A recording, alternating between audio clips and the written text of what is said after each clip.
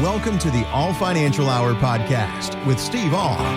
Steve, you have clients with various amounts of cash investments in their portfolios, and the most popular are CDs, high-yield savings, and money markets.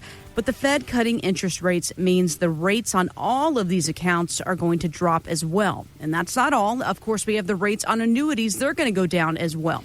So is there a time to lock in rates that are still favorable, or have we missed the boat here?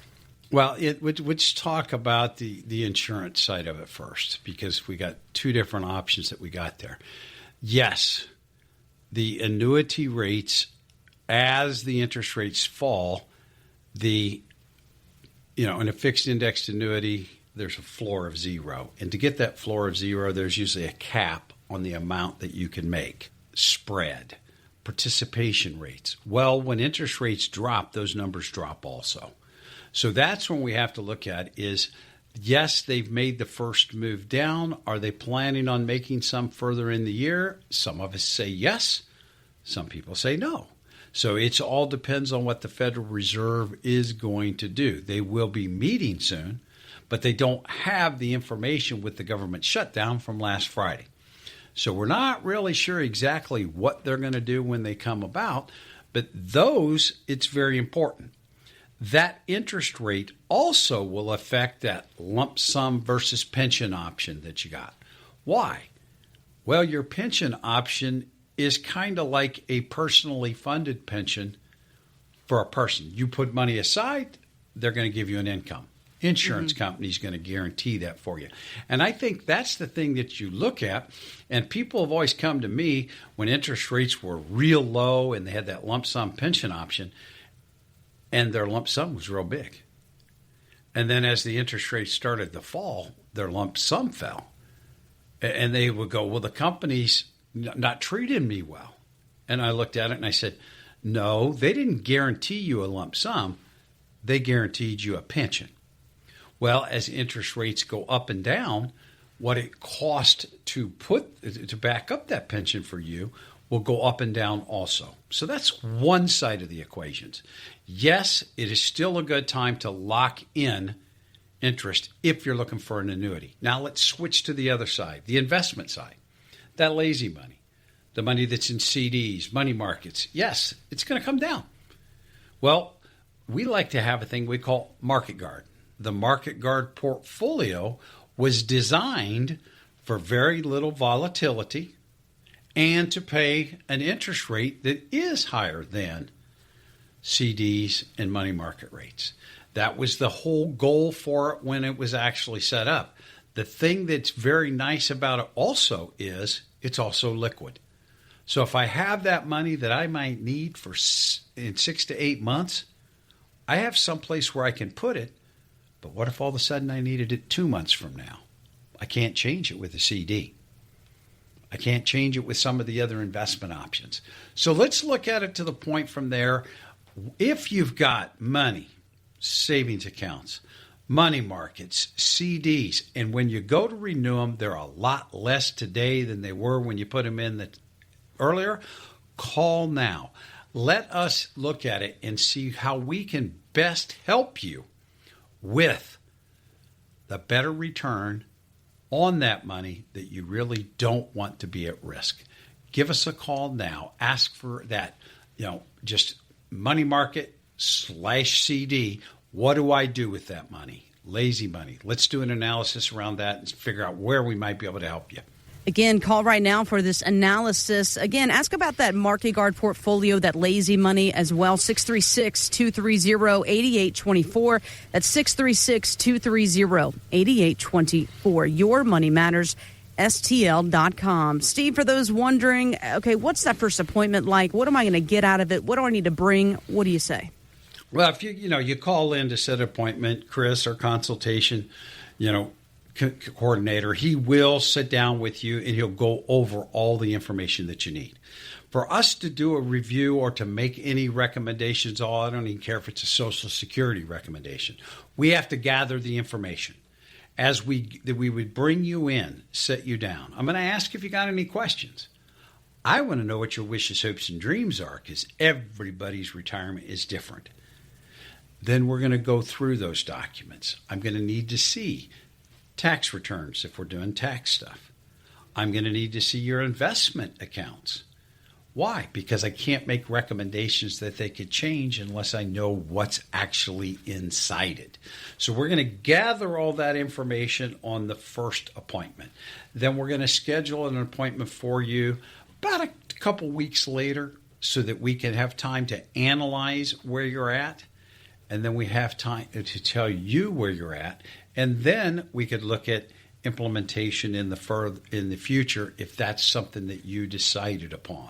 But what you're signing up for is just to get the information. If it's a comprehensive retirement plan, it's going to cover everything. It's going to cover those pillars of retirement. So give us a call now.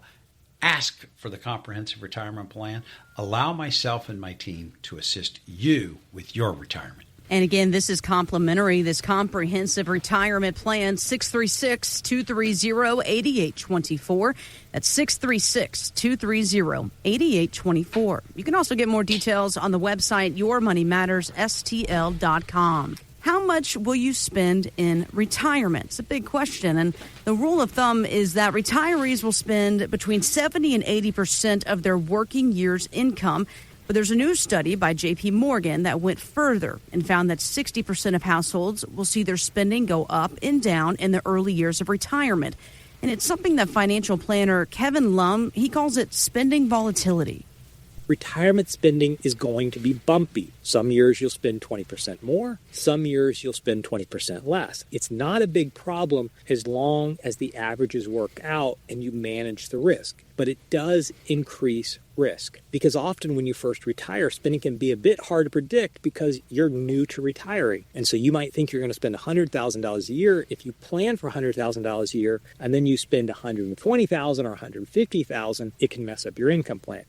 So interesting here that it kind of ebbs and flows. I would think that you see this a lot. And how do you prepare for this, I guess, spending volatility, as he calls it? I like to look at it when people come in, because I hear this all the time. When you're going to retire, you're going to spend 70 to 80% of what you spent while you were working. And I'm going to ask the question, okay, you've worked your entire life. Now you're getting ready to retire. What are you not going to do? I don't have to go to work. I don't have to buy gas if I travel. I don't have to buy a coat and a tie if that's what I had to wear, or a uniform. But most people, when they retire, my experience is expenses go up. Why? Because I got that honey-do list that I've been putting off for 3 years while I'm thinking about retiring.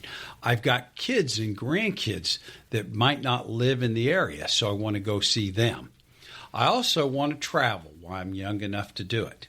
So that's where I look at it, to the point that I like to build a plan that says you're going to spend the same thing. Okay, what's your lifestyle cost you? Because I think that's the most important thing to cover. Because if your lifestyle is going to drastically reduce and you have the ability to work, you're going to continue to work. Most people look at retirement and say, okay, now it's time to enjoy the fruits of my labor for very many years. So we like to break it down a little bit differently. We like to look and say, what are those lifestyle expenses? What I need to do every single month, in, out, this. If travel's a part of it, golf is a part of it, as it goes from there. Then we break out those extra items. What would be extra? Vacation travel. Gifting to the children. All of these things are extras. So I look at it, if we can look at your portfolio and your living expenses, and your living expenses are X, does your money cover it? Does your fixed income, your guaranteed income cover it? Do you have a pension? Do you have Social Security, or we're going to turn it on in the future? We might have to take a few years to wait to get there. But once you turn on all your income, is your lifestyle expenses covered? If it's not, what can we do to help fill that gap for your lifestyle? And that's where I look at it, to the point for me, you know, an annuity with an income rider says, I can fill that gap and I can guarantee that income for the rest of your life. Now, the guarantee comes from an insurance company. You know, just kind of like your pension is guaranteed. So it comes from that insurance company, and that covers my lifestyle. Now I've got these extras that I want to do. I want to travel now while I'm young enough.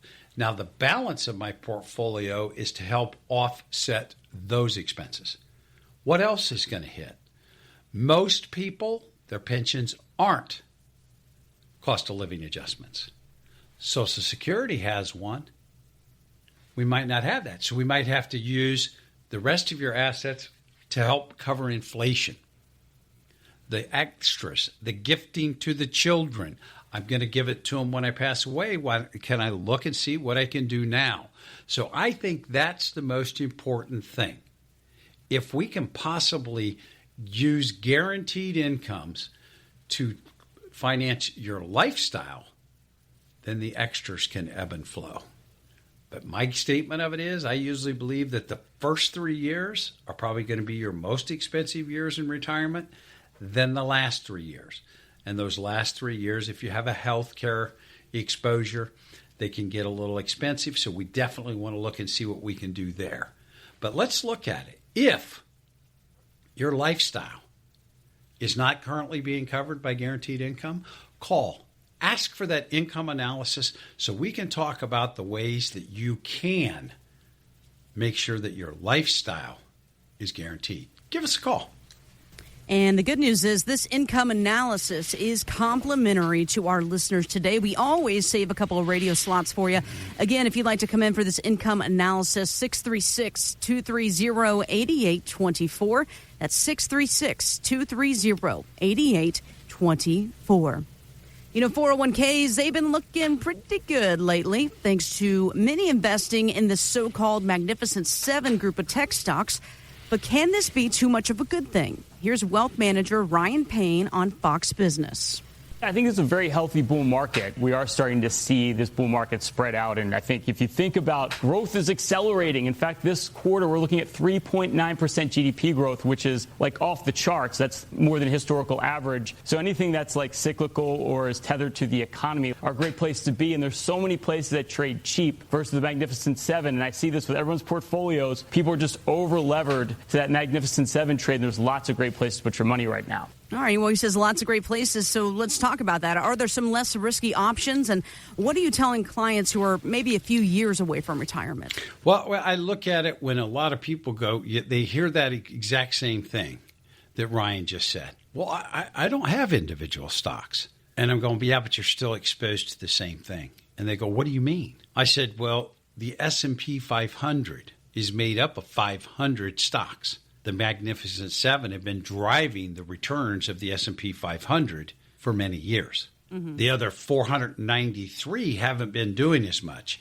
He did state, and I agree with him, that the other ones are starting to do some things, but you're right, those Mag 7 things could be too high. And then I also see people, when I come in, we'll do an analysis around it. And people start to look at it and they go, well, I got 7 different money managers, but they're all doing exactly the same thing. And I would talk to them and I'd say, do you realize you got 25 to 30% of your portfolio in the Magnificent Seven? And they'll go, no, I don't have any. Yeah, you do, because the money managers are all doing the same thing.